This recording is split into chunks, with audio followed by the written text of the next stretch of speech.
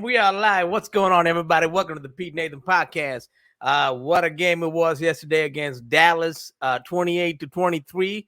Kind of like how I predicted. I predicted 28-27. It was 28-23. It came down to the wire. Man, my heart was racing. You know, my heart was going in and out, in and out, in and out. You know, I couldn't breathe, dude. I was like, are we gonna lose this game? And check it out. So I follow Discord from Bell and the Birdman, right? Like they're a podcast. So I follow their Discord, and those guys, some of them have the game a little too early than me. And they were like, oh, we're losing. We lost the game. I was like, oh, shit, don't tell me that. And then I was like, oh, we won. And I went after those guys. I was like, y'all need to shut the F up, dude. Well, that said, Rakshak, welcome to the show, man. Namaskar. Welcome, Rakshak from NFL Masala here. Thank you so much, Pete, for allowing me to talk about the only thing that matters this week. That is Eagles football, man. We got a dub. It was not pretty, but I will take it. Oh, I would take it too. As our MVP QB would say, a win is a win. Yep, we got the win. And he did say he would do anything for Philadelphia. So I was touched by that statement, you know. That's my quarterback. We got a real one, man. We got a real one as quarterback. Dak is not a real one. He proved that like yesterday. You know, he didn't come through in the clutch moments. And he said, pour honey on me. And guess what? The Eagles just dunked him like a honey mustard on a fucking like you dunk chicken tenders on honey mustard. You know what I'm saying? Or even better, and they ate that shit. So guess what? Dak, don't be making that kind of comments no more. Even better, even taking like some chunks of samosa, dipping it on all those flavor type of chutney. Oh yeah. You know, that's the chutney is the green one and the brown one. Yeah. So yeah, man. And AJ Brown, like, you know, he did his thing, like, you know, 66 yards for a touchdown. But most importantly, the fastest Eagle to get to 1,000 yards. So, I mean, this is impressive. None of the Eagle receivers, not even T.O. has done this. So it's very impressive. Only bad thing, Rakshak, I hate seeing it, is the injury to Dallas Goedert. I want to kill the guy who did it. Safety Marquise Bell. Is it Marquise Bell? I think it was Marquise Bell. Yeah, the way he tackled him was just, I don't know. It was just wrong, dude. Like, you know, it was a brutal injury. And Rakshak knows a little bit of MMA. He wants to mess the guy up. So no. I'm not like that. And plus, like the funny thing is, like my Brazilian jiu-jitsu instructor, he's actually a Cowboys fan. I don't know if he's tuning in or not, but I think like with that, we could see like Dallas Goedert was trying to stiff arm. I get that part, but then like going into the ground and contact, I was like, damn, he's not going to return. And then we hear that it's a fracture, and he's probably going to be on IR. But luckily, it's not season ending because we need him. And I think, like, if I'm going to be honest, the tight end situation is not that. It's not that like exciting because we have Jack Stoll, Grant Calcaterra, Albert. Oh, we actually had some sightings in the game, but we did. Then again, like since Goddard's going to be on IR, and I know we signed like a practice tight end like EJ Jenkins or something like that. Yeah. But then again, you can always we can always try and rely and pick up someone on the free agency, like heck, Dan Arnold, Cam Brate. Or even better, get Rob Gronkowski. Not Rob Gronkowski. I'm talking about the put in a call for Rob Gronkowski. Richard Rodgers. Oh, Dick Rod. Okay. Yeah. All right. He has. I mean, where is Richard Rodgers nowadays? Is he a free agent? I think he's a free agent. Yeah. But I think it's because we can look that up. Yeah, but I think like I think it's like because of age and the less productivity that he's had. That's probably why no one has picked up the phone for him yet. Actually, and then Tyree Jackson is in the Giants practice squad. So if that's another guy, if you want to bring in, you can bring in. But I like Dick Rod, man. I like Richard Rodgers got the experience. Kind of a plug and play type of guy right now because he's got Yeah. the experience and he knows how to get open and all that stuff. So he will be useful. Dan Arnold's the same deal. So I mean, this is just a 4-week hold off. You know what I mean? Like till Goddard comes back, because it's not like the trade deadline also just passed, so we can't Yeah. do a whole lot there. So I mean, we can only hope Arizona Cardinals are dumb enough to cut Zach Ertz, then we can pick him up. But that's the only hope, you know what I mean? And that's just hope. So, Yeah. but I think this team got enough talented players to get the job done. Eagles, they win regardless of whatever it is. 8-1. So let's get into it. Jalen Hurts, 17 of 23, 207 yards and 2 touchdowns. Both of those touchdowns came in around the red zone area. One to Devontae Smith and another one to AJ Brown. I think Jalen Hurts played a good game. He just played a solid game. He did get sacked a few times, but he didn't give any interceptions like he has in the past. And I think we're seeing a more improving Jalen Hurts right now in front of our 100%. eyes. And also the offense is picking up, especially in the red zone. Brian Johnson's offense is actually coming alive right now. So that's encouraging to see. Only thing that's not encouraging is Jalen's getting banged up. I'm a little worried about it. Please talk me out of it, Rakshak. Yeah, I think like first of all, like again, if I think Jalen Hurts, I'm gonna for like I've seen comparisons with like Joe Burrow being called like Joey Ice or something like that. We got a real Iceman right here, and his name is Jalen freaking Hurts. The way that he played this game with a bruised knee, taking all these hits, and he was like crouching down the second quarter. I'm like, oh God, I hope he's okay. He comes back stronger, and my God, you can't say anything wrong about him. His mental toughness, and the most impressive thing, you said it correctly. He did not commit any mistakes. My hope throughout the game was that the Eagles offense did not turn over the ball. Of course, we had some scares with Jalen Hurts, like getting hit and fumbling it, but he was able to recover his own fumble, being there at the right time. Yeah. This offense was working. We drove when we needed to. We executed the brotherly shove when we needed to. We passed the ball when we needed to. We ran the ball when we needed to. Exactly. That's it. Yeah. And like all of this predicated by like the way that Brian Johnson was calling these plays. If I was a teacher, I would have given him an A+ from the first half, from the big start of the first half until the last 3 drives. I would have the last 3 Eagles offensive drives.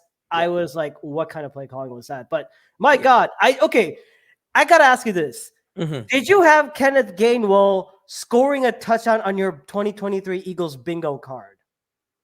Not every game, every now and then, but no. He's not a guy. I mean, they seem to like him a lot, right? The Eagles locker room, the Eagles coaching staff, they go to bat for him. And Kenny Gainwell, like, he's a good player. He's just like every now and then he'll make a boneheaded move and like fumble the ball or not do his assignments. But other than that, I think it's a solid player, which is why they don't want to start Rashad Penny yet. I think they have a plan for Rashad Penny. We did see him for like 2 carries. After that, they just put him in the bench. We could have used him towards the end of the game when you needed those yards. Yeah. Because I mean, that's the kind of player he is. Just let him go, punch it in. But Dallas also knew our game plan, so they were trying to stop the run and get the ball back. So they get paid too. So, 100%. So it's tough. They played well. Dallas didn't put Micah on the edge a lot. They put him on the inside, and they were rotating him a lot. So as a more like an off the ball linebacker instead of on the ball linebacker, because if you put him on the ball, you know what Lane Johnson's going to do to his ass. So they knew that coming in, and they shifted things around. But I think our personnel also did what they had to win the game and not get exposed by their defense. right? 100%. And I think like one of the things that I saw a lot during the game, I don't know if any Eagles fans recognize it, but we got to see some motion being introduced in the offense, especially like when you had AJ Brown and Devontae Smith coming in like from different play to different play. That was like, Yeah. I haven't seen that a lot of consistency except for this kind of game. It's like the Eagles are trying to figure out like, okay, when do you think we should use it? We can use it against this type of defense that we see. Jalen Hurts making these audibles. And of course, I mean, it was a well-rounded passing game overall. And again, skinny Batman, swole Batman, that's a given touchdown. Both of them got touchdowns. Yeah. And I mean, Devontae Smith, I think like when I saw that Devontae Smith touchdown the third quarter, I'm like, that looked way too familiar. And then I had side by side, I'm at an Eagles bar watching this game. And I'm like, where have I seen this play before? I typed it up. I think that was like the same I don't think that's the same exact route that it was Jalen Hurts in the very first game against the Atlanta Falcons.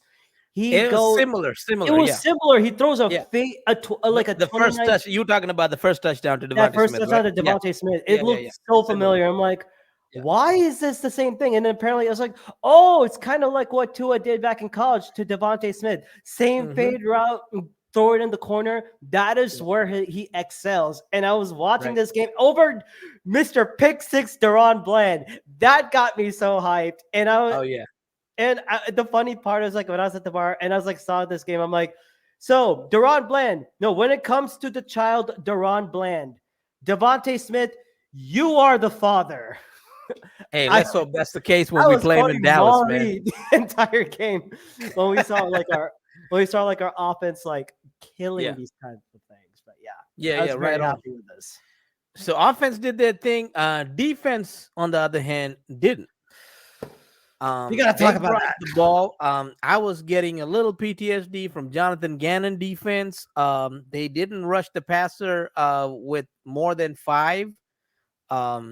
A lot, like it was like what in the teens or less, the percentage wise. It was very very low. It was very low, right? Yeah. It was like 13% or something like that, right? Like it was like less than. I think it was like less than 10% tops. And was it less than 10%? Oh man, I think it was like 10%, but but it's I mean, I understand what Sean Desai had to work with, especially when you know that Dallas is going to attack that weakness, especially in the slot game. When when they're running cover 2 shell or nickel package, I'm like, it's not going to work because they're going to do a lot of motion. They're going to put CeeDee Lamb in the slot. And I mean, God bless Eli Ricks and Sidney Brown for trying to play in the slot, but you know you're going to get beat. And unlike every team that we saw so far, except for a few teams, the tight end Jake Ferguson was used a lot. I mean, he was had the second most receiving targets. Jake Ferguson, 7 for 91. CeeDee Lamb literally killed our secondary. 11 catches for 190. He almost had 200. He almost like touching 200 yards. But I mean, like he had over 200 yards. No, about 179 yards or something, right?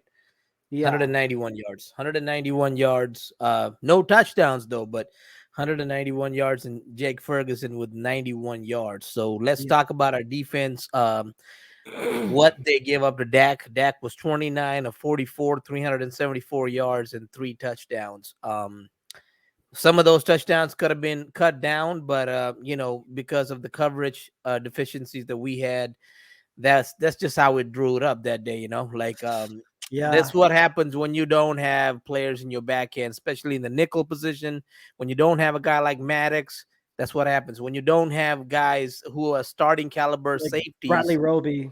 Yeah, and Bradley Roby could have done a decent job, but he didn't play either. So, it's tough. But right now, try to go getting a guy is also hard. So you just gotta hope you do the best with what you have. Kevin Byard doesn't seem like the player that we thought we got. Hopefully, he improves. I think he's still like learning that playbook because he's probably still learning. That's my bet too. He's probably still learning it. And he is accepting accountability when Josina Anderson like interviewed him, I think either yesterday or today. He said, we got to get it together. We got to do a better job. Yeah. So that's kind of leadership that you need. But I'm kind of waiting for Justin Evans to get back, man, because he at least had some speed to covering some of these tight ends and receivers out of the slot. So if he can get back, and if Bradley Roby can get back, I think you can like match him up a little decent.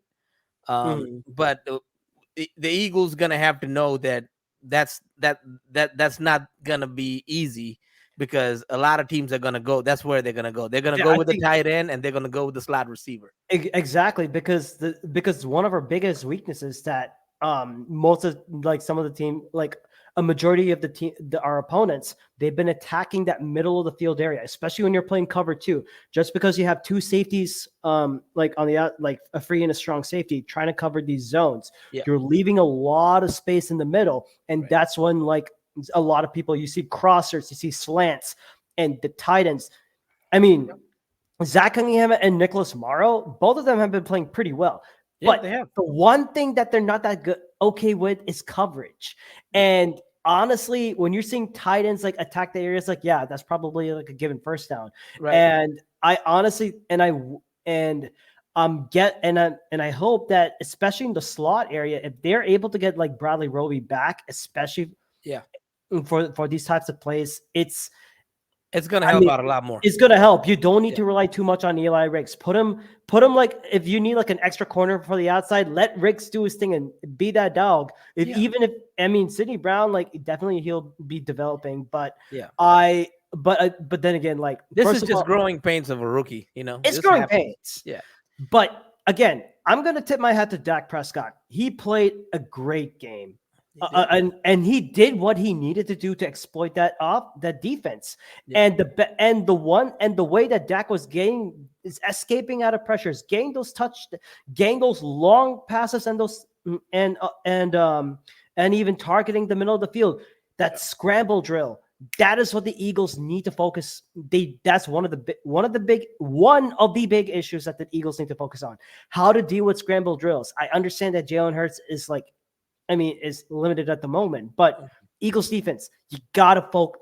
It's basically playing disciplined football and being well aware of what the situation is calling. Situational awareness. Yeah, I think that's what that is. Yeah, situational football, situational awareness.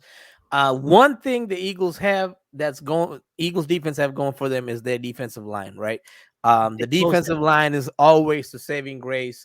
They did come to at the right time. BG got the sacks, and Hassan Reddick even got a sack, right? Or two. Reddick got a sack. Brandon Graham got that crucial. I think he had like some crucial sacks. Yeah, back to back too. Back to back good plays on deck. Brandon Graham proved everybody, like, I still got it. Don't doubt me. I might be the old dog, but I'm still good. And he's the guy who made the Super Bowl play, man. If it wasn't for Brandon Graham, we don't have a ring. So let me just tell you that. Because we played well in that Super Bowl, but Tom Brady could have came and scored, and it could have been different. It could have been another 28-3 type of situation, but we had the right coach, the right quarterback, the right team, and the right defense that day. Even though we gave 500 yards. So end of the day, it's going to come down to one play, and if this team can do that, that's all you need, really. And it goes back to the big thing.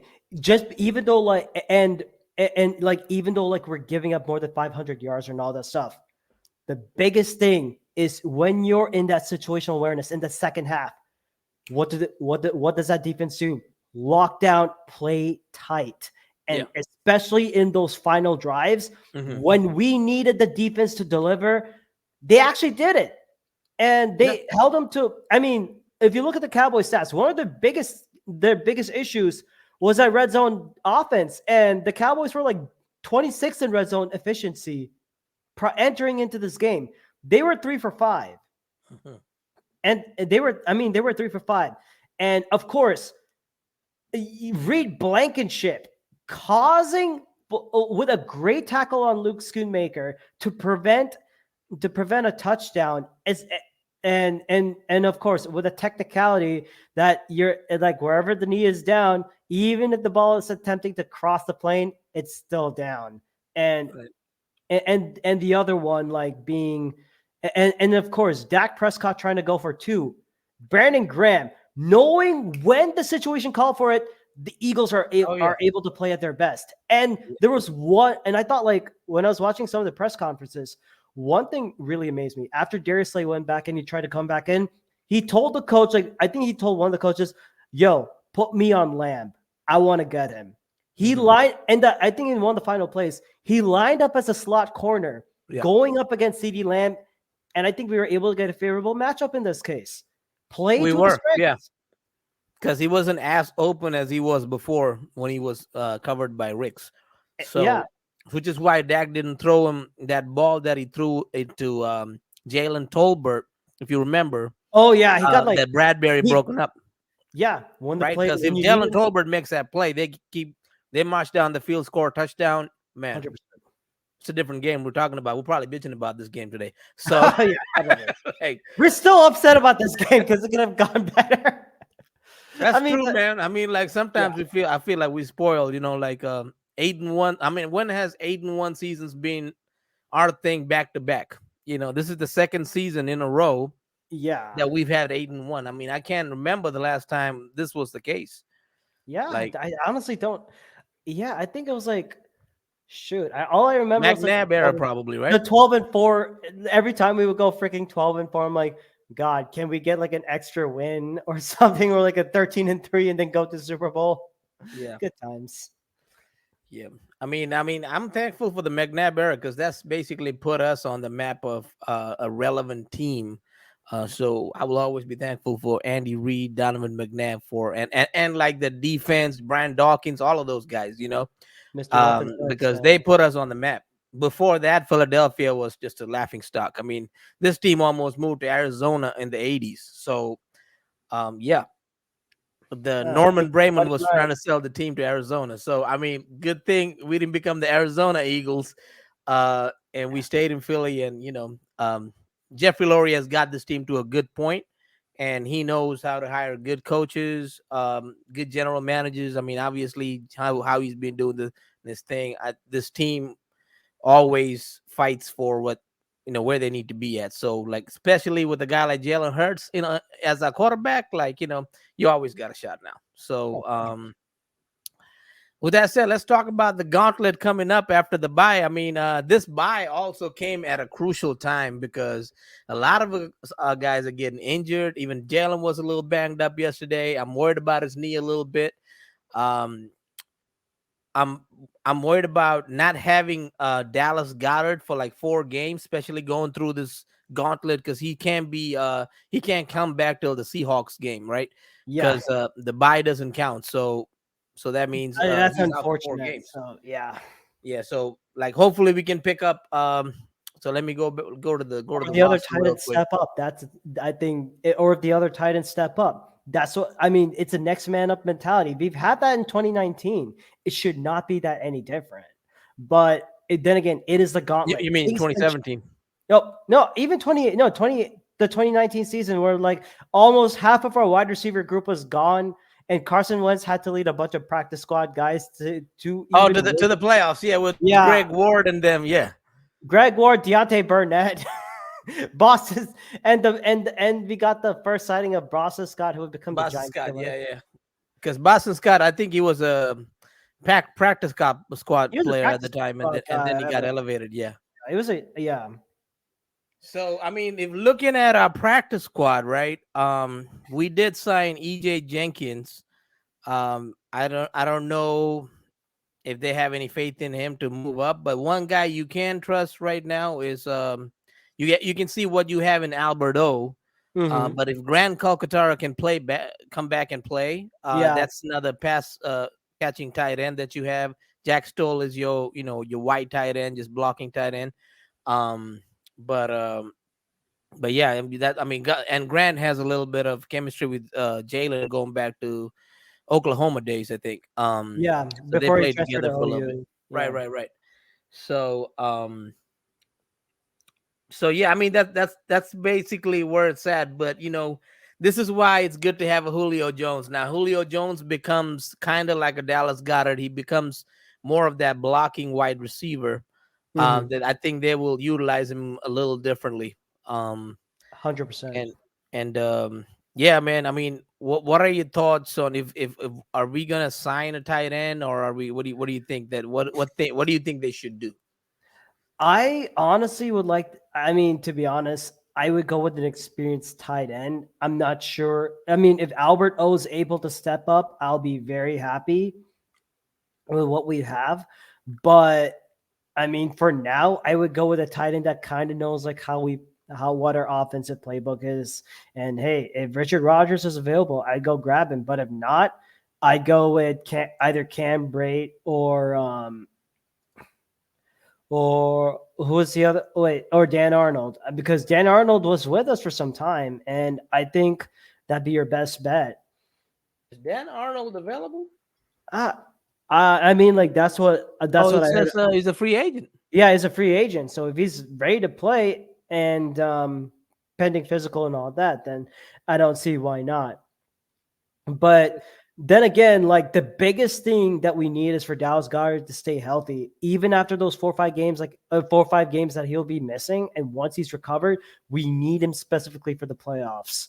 And that's where I believe his value is going to count a lot more. I mean, regular season is important, but when we need him the most, and especially in the playoffs, Dallas Goedert needs to be on that field healthy.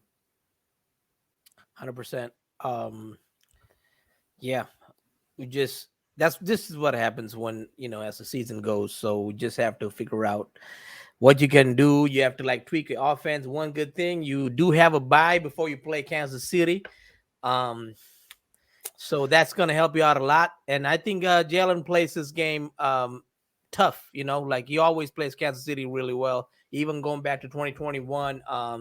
Even when we couldn't figure out how to run the RPO and not get penalties, because that I think I just rewatched that game like a few weeks back, and like, man, we had so many penalties in that game. Like, we would score and then it'll be taken back. Penalty, like death taxes and penalties, man. Yeah, that year was like, and then I think they figured it out now, so they have a better chance. With that said, let's go back to let's see the gauntlet, man.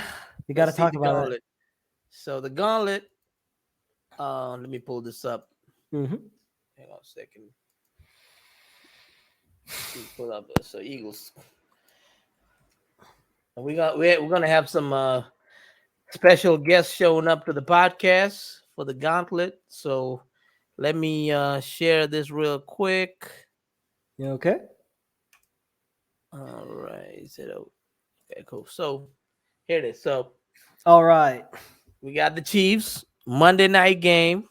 So that means you got an extra day along with the bye. So which is good news. Mm-hmm. And it's gonna be in Chiefs Kingdom. This is gonna be a tough game for the Eagles, I think. Yeah. Even though Patrick Mahomes is not playing good, like this is around the time they pick it up usually, right?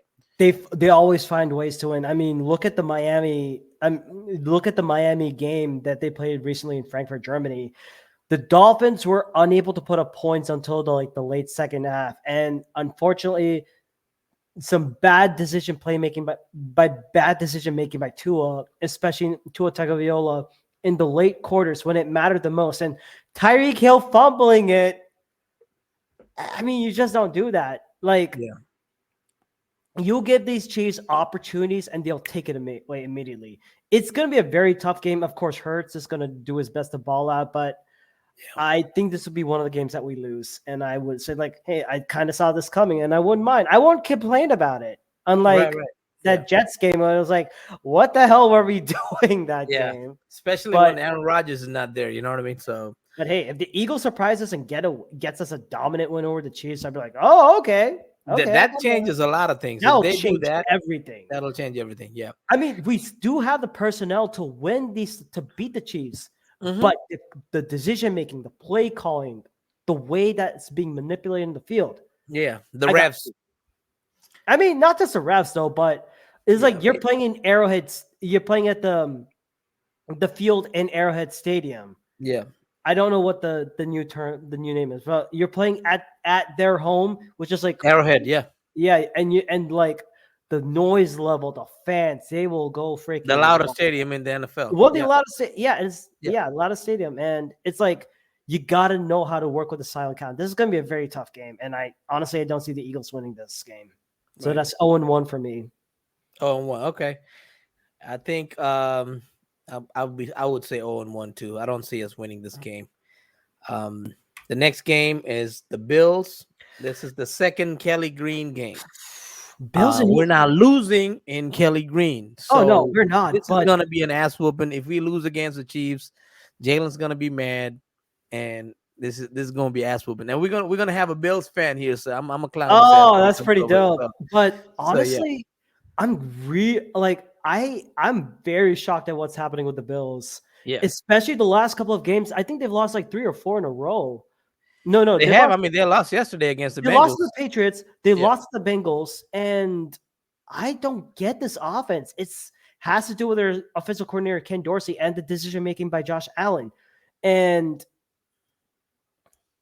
I mean, like, I think there was a quote that Rex Ryan said today on Get Up. He said, like, it's all about the players, not the plays. Players make the plays. Players make plays. Hell, you got to get that run game. If I'm the Bills, you have to get that run game going and then feed the ball to Diggs. I get that you want to distribute, but you cannot be playing catch up. The Eagles have knew their mistakes way early in advance and like, okay, now we're playing this thing. Hell, if AJ Brown's roasting you and we're going to do that, we're going to keep on feeding it to him. Give him like 200, 300. And did the Bills just sign a running back? Didn't they sign they got Rasul Douglas. They got Rasul Douglas, corner from Green Bay for Green Bay. Yeah, I mean, but they also signed Leonard Fournette. Yeah, they did sign Leonard. He wasn't active yesterday, but like, I don't know what. I don't know what's going on with that. Yeah, man. But I mean, honestly, if this is where the Bills' weakness is at at the moment, we get this win.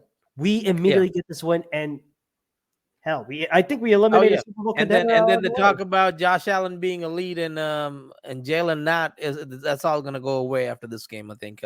And I'm gonna say this honestly, I have a brutal take on this one, or brutal beat the dome. I don't like the way the Bills are using Josh Allen too much. I get it that he's very mobile. I get it that he can run, but honestly, with the way that I'm seeing and him making all these poor mistakes and all that, they're going to run him to the ground. No, I think, they're going to burn him to the ground like Cam Newton. I don't like that. Yeah. And you know what? Josh Allen's actually missing Brian Daboll. Because when he was there, he was a lot better quarterback. So much simpler. Oh, yeah. So Brian Daboll probably needs to go back, leave New York after this year, maybe. So he probably will be let go. It's a fire sale already in New York. It's a fire sale already. So and Daniel Jones it's confirmed out, torn ACL. He's out for the year.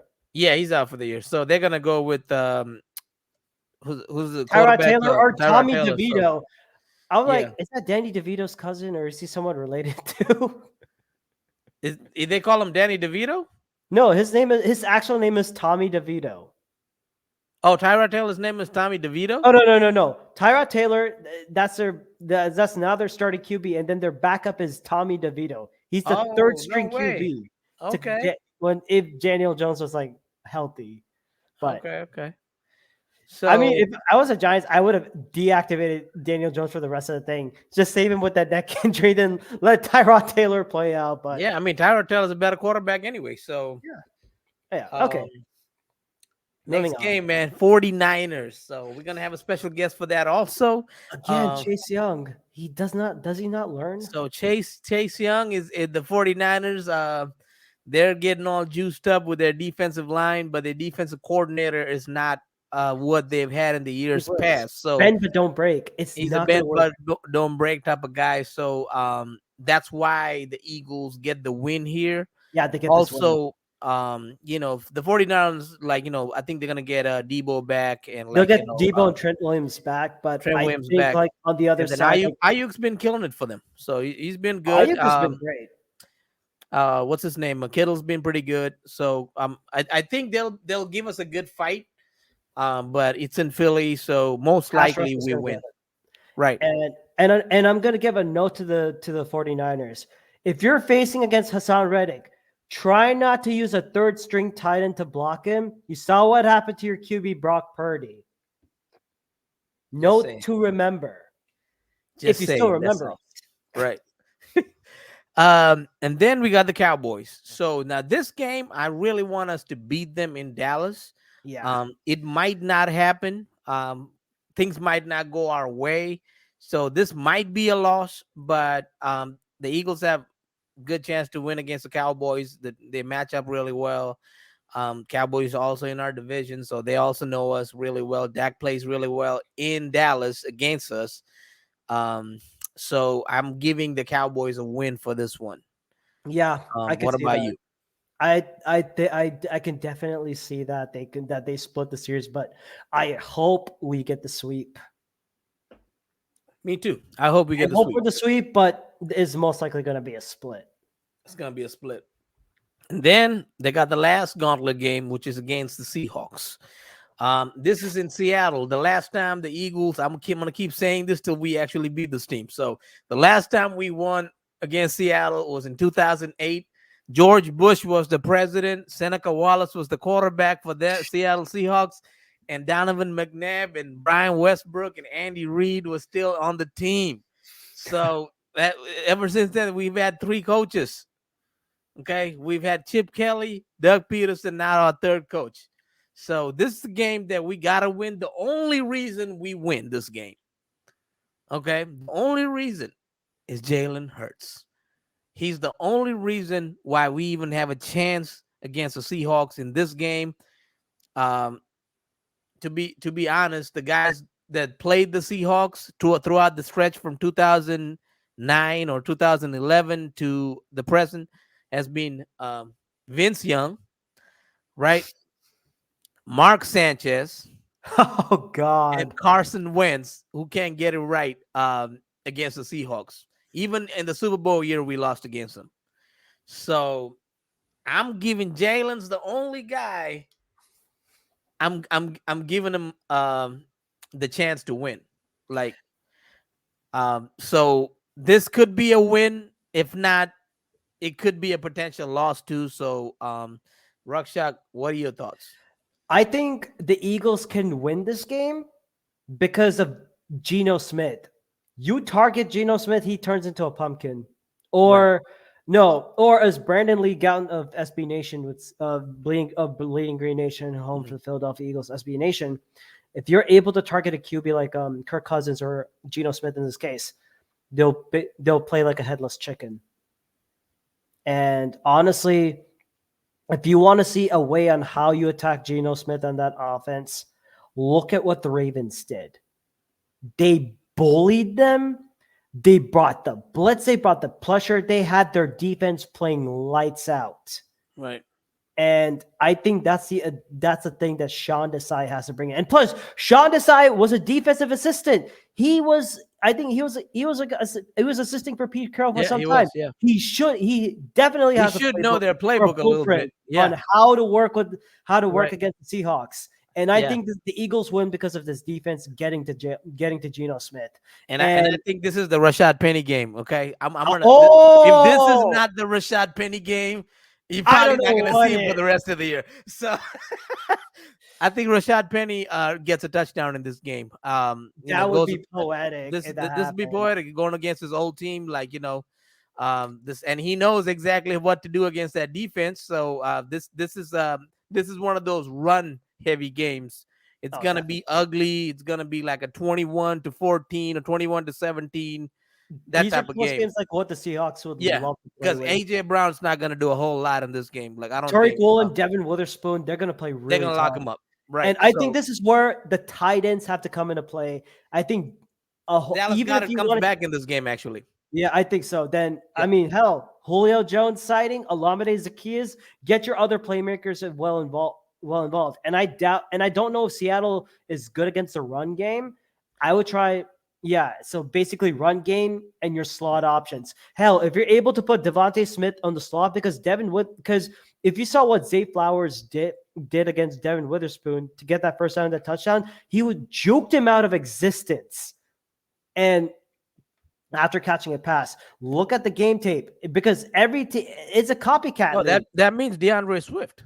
DeAndre Swift should be. I think get Earth, Wind, and Fire playing in this game. This is Earth, Wind, and Fire type of game, baby. And Boston Scott on the drums. Oh yeah. Speaking of Boston Scott on the drums, we might as well go to the last 3 games. So then we got the New York Giants. Boston Scott on the drums. Mm-hmm. He probably will get a touchdown or 2. And then we got the Cardinals. This game we got to embarrass the Cardinals. I want to try. I want to try and be there for that game. I want to try. Oh, you're gonna go to it? I'm going to try, but if I can't, then I can't. I got you. And then the last game is the Giants again. So this game, ideally, if we only had 2 losses, that would be 3 losses at the time. 14-3 most likely. 14-3 most likely. So Jalen don't need to play this game. This is a Marcus Mariota game. Marcus Mariota is good enough to beat the Giants. So Tanner McKee, put him in. Or Tanner McKee. Yeah, put one of those in, win the game, and then go 15-2 or 15-3. It's weird to say 15-3, you know? Like it's just like that was 15-2, right? Because it's 17 game season. It's not 18. 17 game. So it'll be 14-3 again, like last year. Yeah. So 14-3, 13-4, that's okay with me.